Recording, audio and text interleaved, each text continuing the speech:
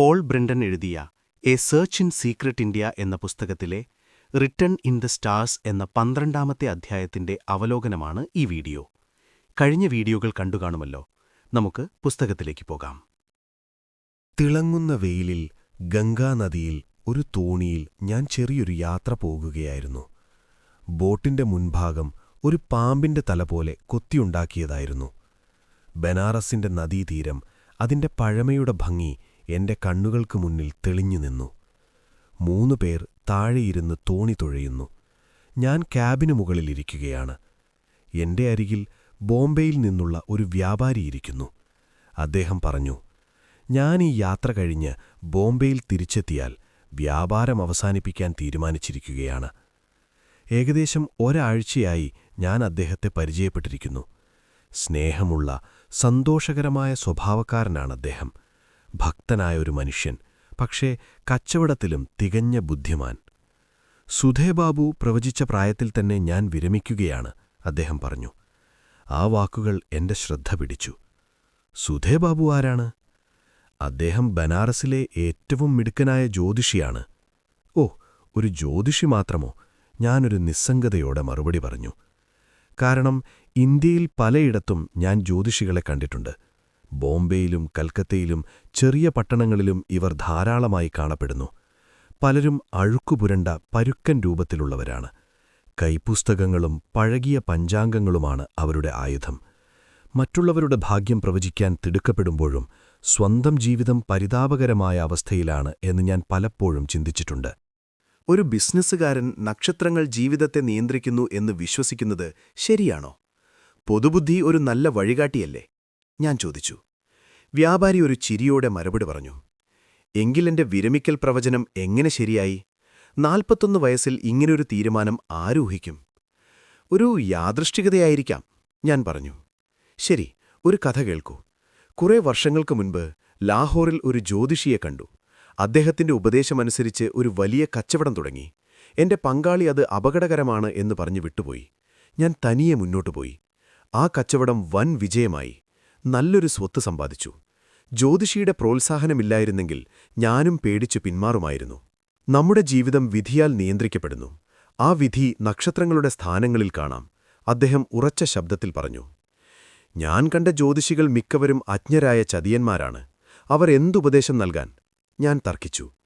സുധേബാബുവിനെ അവരുമായി താരതമ്യം ചെയ്യരുത്. അദ്ദേഹം ഒരു ഉയർന്ന ബ്രാഹ്മണ പണ്ഡിതനാണ്. സ്വന്തം വലിയ വീടുണ്ട്. വർഷങ്ങളായി ഈ വിഷയം ആഴത്തിൽ പഠിച്ചയാളാണ്. അദ്ദേഹത്തിന്റെ പക്കൽ അപൂർവ ഗ്രന്ഥങ്ങളുണ്ട്. ഈ ഘട്ടത്തിൽ ഞാനൊരു കാര്യം മനസ്സിലാക്കി. ഈ വ്യാപാരി ഒരു വിഡ്ഢിയല്ല. ആധുനിക സൗകര്യങ്ങൾ ഉപയോഗിക്കുന്ന ബുദ്ധിമാനായ ഒരു മനുഷ്യനാണ്.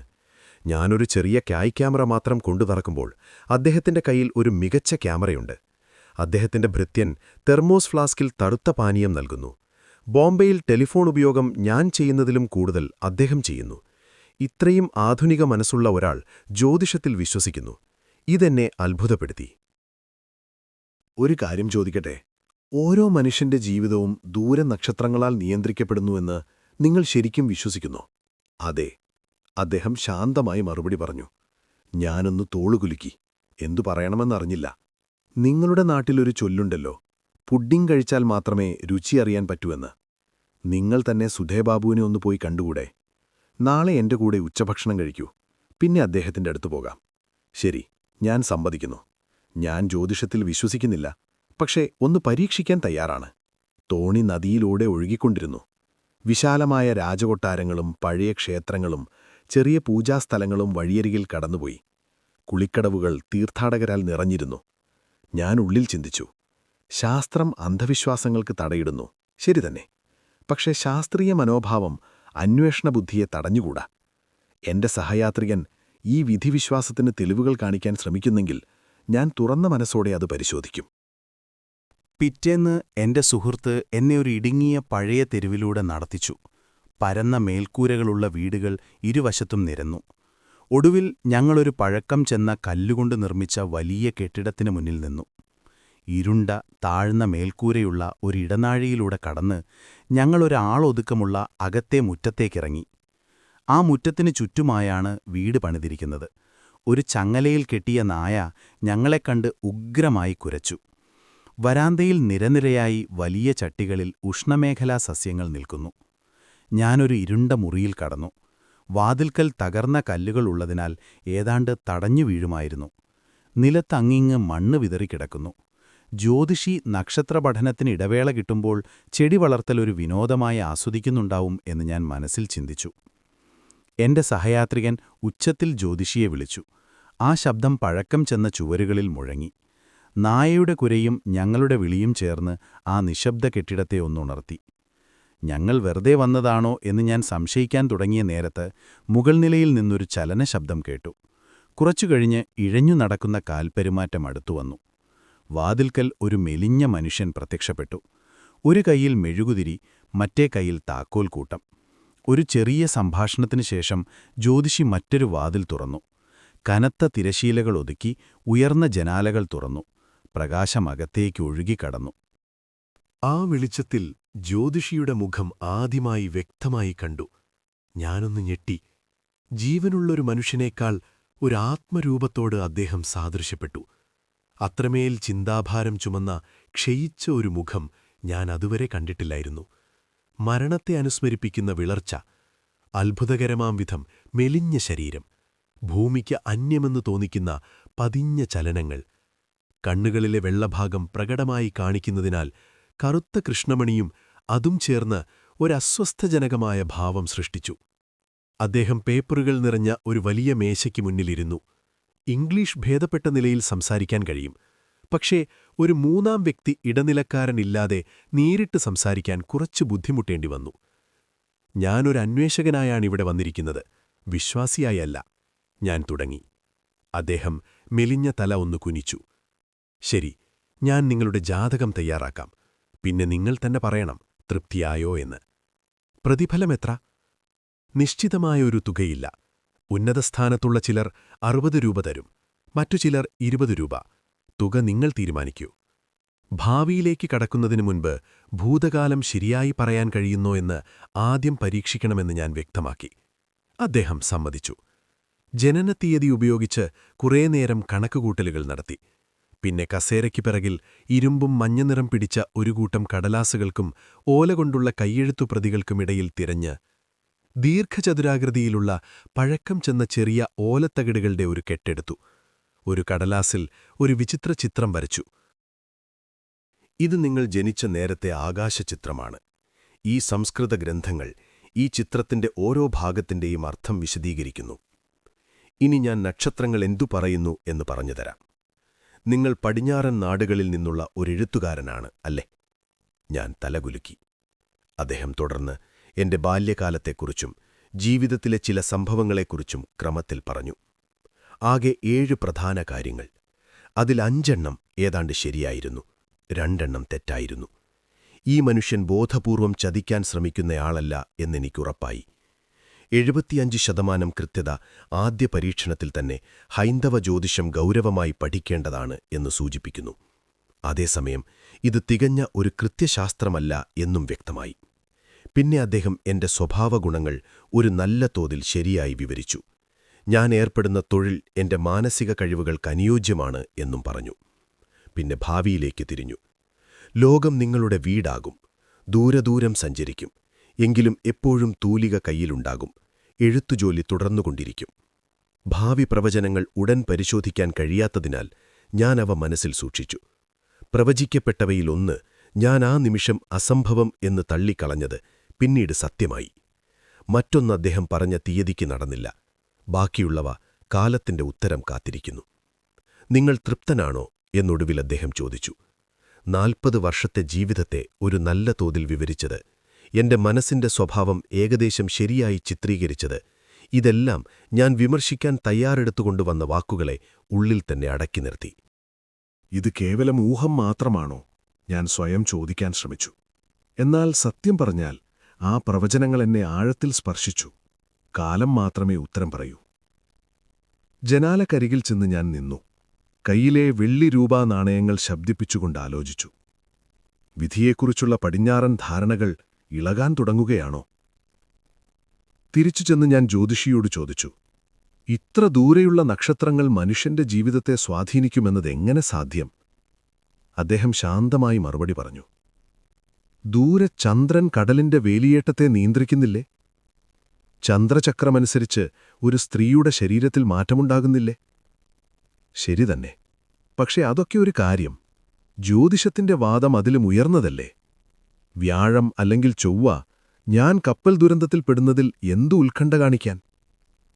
അദ്ദേഹം നിർവികാരനായി മറുപടി പറഞ്ഞു. ഗ്രഹങ്ങൾ യഥാർത്ഥ കാരണങ്ങളല്ല, കേവലം ആകാശത്തിലെ അടയാളങ്ങൾ മാത്രമാണ്. നമ്മെ ശരിക്കു ഭരിക്കുന്നത് നമ്മുടെ സ്വന്തം ഭൂതകാലമാണ്. ജ്യോതിഷം ഒരിക്കലും മനസ്സിലാകില്ല ഒരു കാര്യം അംഗീകരിക്കുന്നില്ലെങ്കിൽ. മനുഷ്യൻ ആവർത്തിച്ചു ജനിക്കുന്നു. ഓരോ ജന്മത്തിലും വിധി പിന്തുടരുന്നു. ഒരു ജന്മത്തിൽ ദുഷ്ടകർമ്മങ്ങളുടെ ഫലം ലഭിക്കില്ലെങ്കിൽ അടുത്ത ജന്മത്തിൽ ലഭിക്കും. നല്ല കർമ്മങ്ങൾക്ക് ഈ ജന്മത്തിൽ പ്രതിഫലം ലഭിക്കില്ലെങ്കിൽ അടുത്ത ജന്മത്തിൽ ലഭിക്കും. ആത്മാവ് പൂർണ്ണത നേടുന്നതുവരെ ഈ ഭൂമിയിലേക്ക് വീണ്ടും വീണ്ടും വരുന്നു. ഈ വിശ്വാസമില്ലാതെ ഓരോ മനുഷ്യന്റെ ഭാഗ്യനിർഭാഗ്യങ്ങൾ വെറും ആകസ്മികതകളാകുന്നില്ലേ? ഒരു നീതിമാനായ ദൈവം അതനുവദിക്കുമോ? ഒരു മനുഷ്യൻ മരിക്കുമ്പോൾ അദ്ദേഹത്തിന്റെ സ്വഭാവവും ആഗ്രഹങ്ങളും ചിന്തകളും ഇച്ഛാശക്തിയും നിലനിൽക്കുന്നു. ഒടുവിലവ ഒരു പുതിയ ശിശുവിന്റെ രൂപത്തിൽ ഭൂമിയിൽ തിരിച്ചെത്തുന്നു. ഞാൻ നിങ്ങൾ ഒരിക്കൽ കപ്പൽ ദുരന്തത്തിൽപ്പെടുമെന്ന് പറഞ്ഞു. അതൊരു ശിക്ഷയല്ല, മുൻജന്മത്തിലെ ഒരു തെറ്റിന്റെ ഫലം മാത്രം. ദൈവം അദൃശ്യനായ നീതിപതി. ഗ്രഹങ്ങൾ ആ വിധിയുടെ രേഖകൾ ആകാശത്തിൽ വഹിക്കുന്നു. അതെങ്ങനെ നടക്കുന്നുവെന്ന് എനിക്കുമറിയില്ല. ജ്യോതിഷം ഒരു മനുഷ്യന്റെ ബുദ്ധിക്ക് കണ്ടുപിടിക്കാൻ കഴിയുന്ന ഒന്നല്ല. ഇത് പുരാതന കാലത്ത് മഹർഷിമാർ മനുഷ്യരുടെ ഉന്നമനത്തിനായി ദൈവദർശനത്തിൽ ലഭിച്ചതാണ്. ഞാൻ ശ്രദ്ധയോടെ കേട്ടു. ഒരാരോഗ്യമുള്ള പടിഞ്ഞാറൻ മനസ്സ് സ്വതന്ത്ര ഇച്ഛാശക്തി ഉപേക്ഷിക്കാൻ തയ്യാറല്ല. ഞാൻ ആ മെലിഞ്ഞ ആഴത്തിലുള്ള ചിന്തകനെ അത്ഭുതത്തോടെ നോക്കി. ദക്ഷിണേന്ത്യയിൽ ചില ഭാഗങ്ങളിൽ ജ്യോതിഷികൾ പൂജാരിമാർക്ക് തൊട്ടുതാഴെ ആദരണീയരാണ്. ഒരു വലിയ കാര്യവും ജ്യോതിഷം നോക്കാതെ ചെയ്യില്ല. യൂറോപ്യർ ഇത് കേട്ടാൽ ചിരിക്കും. ഞങ്ങൾക്ക് സ്വതന്ത്ര ഇച്ഛയുണ്ടെന്ന് ഞങ്ങൾ വിശ്വസിക്കുന്നു. നിർഭാഗ്യകരമായ വിധിയുടെ ഇരകളല്ല ഞങ്ങൾ. ജ്യോതിഷി ഒരു നിർദോഷഭാവത്തോടെ തോളുകുലുക്കി. ഹിതോപദേശം എന്ന ഞങ്ങളുടെ പഴയ ഗ്രന്ഥത്തിൽ പറഞ്ഞിരിക്കുന്നു, മനുഷ്യന്റെ നെറ്റിയിലെഴുതപ്പെട്ട വിധി ആർക്കും മാറ്റാനാകില്ല. പിന്നെ അദ്ദേഹം ചേർത്തു, നമ്മൾ എന്തു ചെയ്യും? നമ്മുടെ കർമ്മഫലങ്ങൾ അനുഭവിക്കുക തന്നെ വേണം. ഞാൻ ആ വാദത്തോട് ഒരാശ്ചര്യം തോന്നി. വ്യക്തമായി പ്രതികരിക്കാൻ കഴിഞ്ഞില്ല. ഒടുവിൽ ജ്യോതിഷി കസേരയിൽ നിന്നെഴുന്നേറ്റു. പോകാൻ സമയമായി എന്ന സൂചന. അദ്ദേഹം ഒരു ഗൗരവമായ ശബ്ദത്തിൽ മൊഴിഞ്ഞു. എല്ലാം ദൈവത്തിന്റെ കൈകളിലാണ്. ഒന്നും അദ്ദേഹത്തിൽ നിന്നൊഴിക്കാൻ കഴിയില്ല. ആർക്കെങ്കിലും ശരിക്ക് സ്വതന്ത്രനാകാൻ കഴിയുമോ? ദൈവമില്ലാത്ത ഒരിടത്തേക്ക് ഒളിച്ചോടാൻ കഴിയുമോ? വാതിൽക്കൽ നിൽക്കുമ്പോൾ അദ്ദേഹം അല്പം മടിച്ചുകൊണ്ട് ചേർത്തു, ഇനിയുമൊരിക്കൽ വരൂ, ഈ വിഷയങ്ങൾ കൂടുതൽ സംസാരിക്കാം. ഞാൻ നന്ദി പറഞ്ഞ് ക്ഷണം സ്വീകരിച്ചു. ശരി, നാളെ സൂര്യൻ അസ്തമിച്ചതിനു ശേഷം 6 മണിക്ക് ഞാൻ നിങ്ങളെ കാത്തിരിക്കും. അടുത്ത ദിവസം സന്ധ്യാസമയത്ത് ഞാൻ വീണ്ടും ജ്യോത്സ്യന്റെ വീട്ടിലെത്തി. അദ്ദേഹം പറയുന്നതെല്ലാം സ്വീകരിക്കാൻ ഞാൻ ഉദ്ദേശിക്കുന്നില്ല. പക്ഷേ നിരസിക്കാനുള്ള പദ്ധതികളും ഞാൻ തയ്യാറാക്കിയിട്ടില്ല. ഒരുപക്ഷെ അദ്ദേഹത്തിന്റെ പ്രസ്താവനകൾ എത്രത്തോളം പരീക്ഷണത്തിലൂടെ സ്ഥിരീകരിക്കാൻ കഴിയും എന്നതിനെ ആശ്രയിച്ചിരിക്കും. എന്നിരുന്നാലും അദ്ദേഹം എന്റെ ജാതകം വായിച്ചത് ഹിന്ദു ജ്യോതിഷം അന്ധവിശ്വാസപരമായ അസംബന്ധമല്ലെന്നും അത് കൂടുതൽ ആഴത്തിലുള്ള അന്വേഷണം ആവശ്യമാണെന്നും എന്നെ ബോധ്യപ്പെടുത്തി. ആ ചിന്ത എന്റെ ഇപ്പോഴത്തെ മനോഭാവത്തിന്റെ പരിധിയെ പ്രതിനിധീകരിക്കുന്നു. അദ്ദേഹത്തിന്റെ വലിയ എഴുത്തുമേശയിൽ ഞങ്ങൾ പരസ്പരം അഭിമുഖമായിരിക്കുന്നു. ഒരു ചെറിയ വിളക്കിന്റെ വെളിച്ചം മാത്രം. ജ്യോത്സ്യൻ പറഞ്ഞു, എന്റെ വീട്ടിൽ 14 മുറികളുണ്ട്. എല്ലാം പുരാതന ഗ്രന്ഥങ്ങളാൽ നിറഞ്ഞിരിക്കുന്നു. അവയിൽ നിറയെ പുരാതന കയ്യെഴുത്തു പ്രതികളാണ്.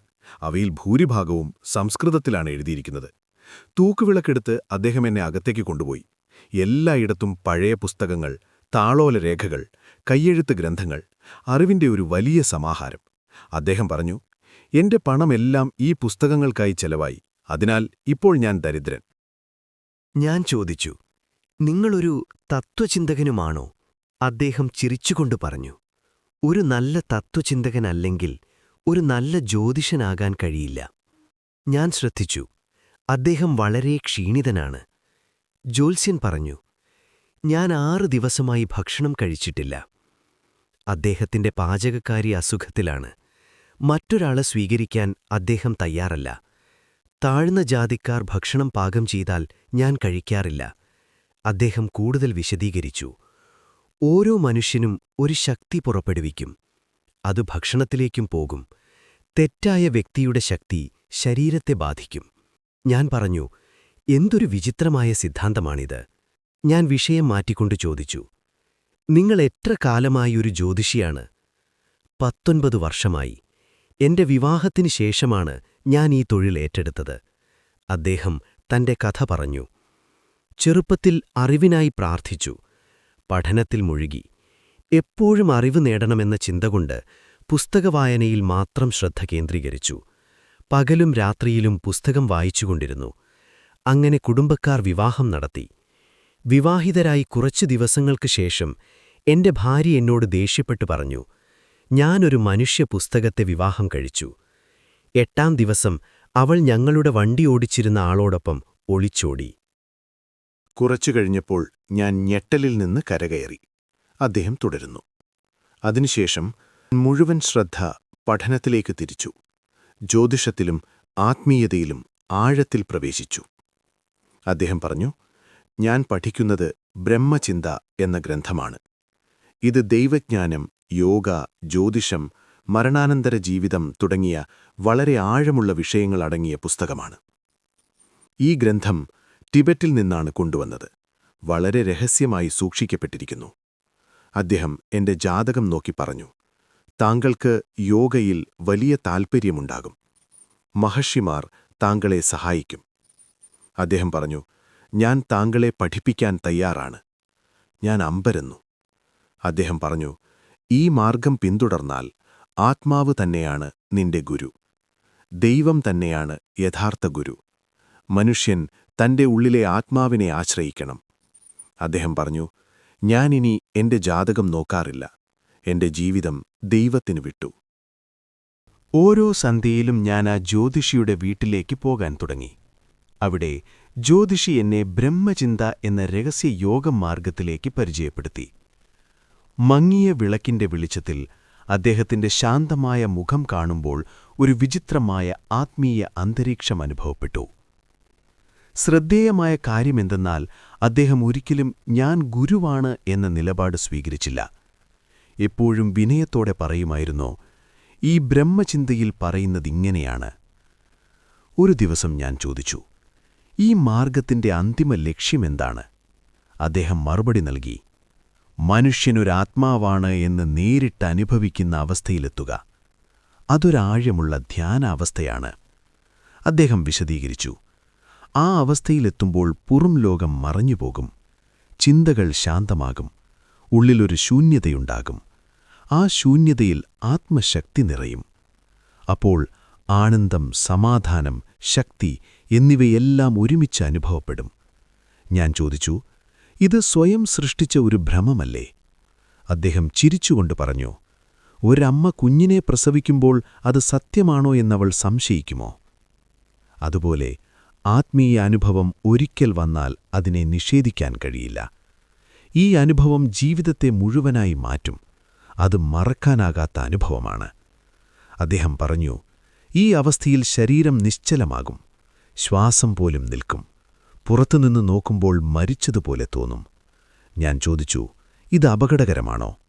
അല്ല, അദ്ദേഹം പറഞ്ഞു. നിയന്ത്രിതമായ രീതിയിൽ ഇത് ചെയ്യാം. ആവശ്യമെങ്കിൽ ആ അവസ്ഥയിൽ നിന്നും പുറത്തേക്ക് വരാം. അദ്ദേഹം തുടർന്നു, ഞാൻ പലപ്പോഴും 2-3 മണിക്കൂർ ഇതിൽ കഴിയാറുണ്ട്. നിങ്ങൾ പുറത്തു കാണുന്ന വിശ്വം ഞാൻ എന്റെ ഉള്ളിൽ കാണുന്നു. ഈ മാർഗം മുഴുവനായി പഠിച്ചാൽ താങ്കൾക്കൊരു ഗുരുവിനെ ആവശ്യമില്ല. ആത്മാവ് തന്നെയാണ് ഗുരു. ഞാൻ ചോദിച്ചു, താങ്കൾക്ക് ഗുരുവുണ്ടായിരുന്നോ? ഇല്ല, അദ്ദേഹം പറഞ്ഞു. എന്നാൽ ആന്തരലോകത്തിൽ മഹർഷിമാർ എന്നെ അനുഗ്രഹിച്ചു. ഒരു തവണ ഞാൻ യേശുവിനെ കണ്ടു എന്ന് അദ്ദേഹം പറഞ്ഞു. അദ്ദേഹം കൂടുതലൊന്നും പറഞ്ഞില്ല. കുറച്ചു സമയത്തെ മൗനത്തിനു ശേഷം അദ്ദേഹം തുടർന്നു, ഈ ധ്യാനാവസ്ഥ അത്ര ശക്തമാണ്. മരണവും അതിനെ ബാധിക്കില്ല.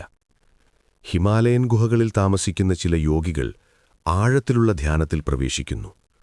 ആ അവസ്ഥയിൽ ഹൃദയം നിൽക്കും, രക്തപ്രവാഹം നിൽക്കും. പുറത്തുനിന്ന് നോക്കുമ്പോൾ മരണം പോലെ തോന്നും. പക്ഷേ സത്യമെന്തെന്നാൽ അവർ ബോധവാന്മാരാണ്. അവർ ആന്തരലോകത്തിൽ ജീവിക്കുന്നു. അവർ 100 കണക്കിന് വർഷങ്ങൾ ജീവിക്കും. ഇത് വീണ്ടും വീണ്ടും കേൾക്കുന്നു. മനുഷ്യൻ 100 കണക്കിന് വർഷങ്ങൾ ജീവിക്കാം. ഇത് സത്യമാണോ? അല്ലെങ്കിൽ ഒരു പുരാണകഥയാണോ? മനുഷ്യൻ ശരിക്കും മരണത്തെ ജയിക്കാമോ? അല്ലെങ്കിൽ ഇതെല്ലാം മനസ്സിന്റെ ശക്തിയാണോ? എന്റെയുള്ളിൽ കുറേ ചോദ്യങ്ങൾ ഉയർന്നുവന്നു. ബ്രഹ്മചിന്ത യോഗത്തിലെ എന്റെ അവസാന പാഠവും അവസാനിച്ചു. അന്ന് ഞാൻ ജ്യോതിഷിയെ വീട്ടിൽ നിന്ന് പുറത്തേക്ക് കൊണ്ടുപോയി. അദ്ദേഹം വളരെ അപൂർവമായാണ് പുറത്തേക്ക് പോകാറുള്ളത്. ജ്യോതിഷിക്കും അതൊരു മാനസികമായും ശാരീരികമായും ഒരു റിലാക്സേഷൻ ആകട്ടെ എന്ന് ഞാൻ കരുതി. ഞങ്ങൾ ഗംഗാതീരത്തേക്ക് മെല്ലെ നടന്നു. വേദനിപ്പിക്കുന്ന കാഴ്ചകളും അവിടെ കാണാമായിരുന്നു. ഒരു വൃദ്ധൻ, വളരെ ക്ഷീണിച്ച ശരീരം, അസ്ഥികൾ മാത്രം ബാക്കി. ഞാൻ അവർക്ക് പണം നൽകി. അവരുടെ മുഖം ഉടൻ മാറി. ഒരു നിമിഷം ഞാൻ ചിന്തിച്ചു, എനിക്കെല്ലാം ലഭിച്ചു, അവർക്കോ ഒന്നുമില്ല. എന്തുകൊണ്ടാണ് ഈ വ്യത്യാസം? ഒരാൾക്ക് സുഖസൗകര്യം, മറ്റൊരാൾക്ക് വേദന നിറഞ്ഞ ജീവിതം. ജീവിതം ഒരു വലിയ രഹസ്യം തന്നെ. കുറച്ചു സമയത്തേക്ക് ഞാൻ ഈ ഭയാനകമായ ചിന്തയിൽ മുഴുകി. പക്ഷേ ഒടുവിൽ ഭയം എന്നെ അത് വിസ്മൃതിയിലേക്ക് തള്ളിവിടുന്നു. ഞങ്ങൾ ഗംഗയുടെ തീരത്തിരുന്നു. അവിടെ ഇരുന്നാൽ ഭക്തരുടെ വരവും പോക്കും കാണാം. ഒരു വലിയ പള്ളിമിനാരുകളും കാണാം. പക്ഷേ ജ്യോതിഷി യാചകരോടുള്ള എന്റെ സങ്കടകരമായ ശ്രദ്ധ ശ്രദ്ധിച്ചു. അദ്ദേഹം തന്റെ മങ്ങിയ മുഖം എന്റെ നേരെ തിരിച്ചുകൊണ്ട് പറഞ്ഞു, ഇന്ത്യ ഇന്ന് ദരിദ്രരാജ്യമാണ്. ഈ അവസ്ഥ മാറും. ആഗ്രഹങ്ങളും പ്രവർത്തനവും ഉയരും. പാശ്ചാത്യ രാജ്യങ്ങൾ ഭൗതികതയിൽ നിന്ന് മാറും, ആത്മീയതയിലേക്ക് തിരിയും. ഇന്ത്യയുടെ ആത്മീയത പാശ്ചാത്യത്തിലേക്ക് ഒരു തരംഗമായി പോകും. ഹിമാലയത്തിലെയും ടിബറ്റിലെയും നേപ്പാളിലെയും ഗുഹകളിൽ മറഞ്ഞിരിക്കുന്ന നിരവധി ഗ്രന്ഥങ്ങൾ പുറത്തുവരും. ഒരു ദിവസം ലോകം അവയെ അറിയും. ഒരു ദിവസം കിഴക്കൻ ആത്മീയതയും പാശ്ചാത്യ ശാസ്ത്രവും ഒന്നിക്കും. അദ്ദേഹം തുടർന്നു. ദൈവം ദൂരെയല്ല, അവൻ എല്ലായിടത്തുമുണ്ട്. എല്ലാത്തിലും ദൈവത്തെ കാണുക. സ്വാതന്ത്ര്യമെന്നു തോന്നുന്നതുപോലും ദൈവത്തിന്റെ ശക്തിയിലാണ്. അദ്ദേഹത്തിന്റെ അവസാനത്തെ ഉപദേശം ഇതായിരുന്നു: നീ ആത്മാവിലേക്ക് തിരിഞ്ഞാൽ എല്ലാ സംശയങ്ങളും മാറും. ഞാൻ അദ്ദേഹത്തിന്റെ ഫോട്ടോ എടുക്കാൻ പറഞ്ഞു. അദ്ദേഹം നിരസിച്ചു. അദ്ദേഹം പറഞ്ഞു, എന്റെ ഓർമ്മയ്ക്ക് നല്ല ചിന്തകളും നല്ല പ്രവൃത്തികളും മതി. കാശിയുടെ ജീവിതം അതുപോലെ തുടരുന്നു. ധ്യാനത്തിലിരിക്കുന്ന ഒരു സന്യാസികൾ, വഴിയിൽ കിടക്കുന്ന പശുക്കൾ. ഞങ്ങൾ വാഹനത്തിനടുത്തെത്തി. പിന്നെ യാത്ര പറഞ്ഞു പിരിഞ്ഞു. അടുത്ത കുറച്ചു ദിവസങ്ങൾ ഞാൻ തുടർച്ചയായി യാത്ര ചെയ്തു. ചെറിയ പട്ടണങ്ങൾ, വഴിയോര വിശ്രമഗൃഹങ്ങൾ, ലളിതമായ താമസ സൗകര്യങ്ങൾ. യാത്ര ജീവിതമായി മാറി. വഴിയിൽ കണ്ട എല്ലും തോലുമായ ദരിദ്രർ, ഭിക്ഷക്കാർ എന്നിവർ മനസ്സിലൊരു നൊമ്പരമായി. ജീവിക്കാൻ കഴിയില്ല, മരിക്കാൻ പോലും കഴിയില്ല. ഇത് ദൈവത്തിന്റെ ഇഷ്ടം എന്ന നിലയിൽ. കാരണം വിധി എന്ന വിശ്വാസം. പാശ്ചാത്യ ചിന്ത മനുഷ്യൻ സ്വയം തന്റെ ജീവിതം രൂപപ്പെടുത്തുന്നു എന്നാണ്. എന്നാൽ കിഴക്കൻ ചിന്ത എല്ലാം വിധിയാണ് എന്നാണ്. ഒരു മഹാനായ നെപ്പോളിയൻ പറഞ്ഞത് അസാധ്യമെന്ന വാക്കില്ല എന്നാണ്. പക്ഷേ പിന്നീട് എന്റെ ജീവിതം വിധിയായിരുന്നു എന്നു പറഞ്ഞു. വലിയ ആളുകൾക്ക് പോലും ഈ പ്രശ്നത്തിന് വ്യക്തമായ മറുപടിയില്ല. ജ്യോതിഷിയുടെ പ്രവചനങ്ങൾ അത്ഭുതകരമായി ശരിയായി തോന്നി. അതെന്നെ ആശങ്കയിലാക്കി. വിധിയും സ്വാതന്ത്ര്യവും എന്ന വിഷയത്തിൽ ഒരു വലിയ പഠനം ആവശ്യമാണോ? പക്ഷേ ഇത് വളരെ സങ്കീർണമാണ്. ഒരു ദിവസം മനുഷ്യൻ ഗ്രഹങ്ങളിലേക്ക് പോകും. അപ്പോൾ നക്ഷത്രങ്ങൾ ജീവിതത്തെ ബാധിക്കുന്നു എന്നതിനെക്കുറിച്ചും പഠിക്കാം. ഭാവി അറിയുന്നത് നല്ലതാണോ, അല്ലെങ്കിൽ അതറിയാതിരിക്കുന്നത് നല്ലതാണോ? ഈ ചോദ്യങ്ങളോടെ ഞാൻ ഉറങ്ങിപ്പോയി. കുറച്ച് ദിവസങ്ങൾക്ക് ശേഷം അറിയാൻ കഴിഞ്ഞു, കാശിയിൽ കലാപം നടന്നു. ഹിന്ദു മുസ്ലിം സംഘർഷം, കൊലപാതകങ്ങൾ, അക്രമം. മനസ്സിലൊരാശങ്ക. ജ്യോതിഷി സുരക്ഷിതനാണോ? പക്ഷേ ബന്ധപ്പെടാൻ സാധിച്ചില്ല. അവസ്ഥ ശാന്തമായ ശേഷം ഞാനൊരു സന്ദേശമയച്ചു. മറുപടി കിട്ടി. ദൈവത്തിന്റെ കൃപയാൽ ഞാൻ സുരക്ഷിതനാണ്. ആ കത്തിന്റെ കൂടെ ഒരു പ്രത്യേക സമ്മാനമുണ്ടായിരുന്നു. ബ്രഹ്മചിന്താ യോഗത്തിന്റെ 10 നിയമങ്ങൾ. അതായിരുന്നു ആ സമ്മാനം. ഈ ഭാഗം ഇവിടെ അവസാനിക്കുന്നു. നിങ്ങളുടെ അഭിപ്രായങ്ങൾ കമന്റ് ബോക്സിൽ ഷെയർ ചെയ്യണേ. വീഡിയോ ഇഷ്ടമായാൽ ലൈക്ക് ചെയ്യാൻ മറക്കല്ലേ. അടുത്ത വീഡിയോയിൽ കാണാം.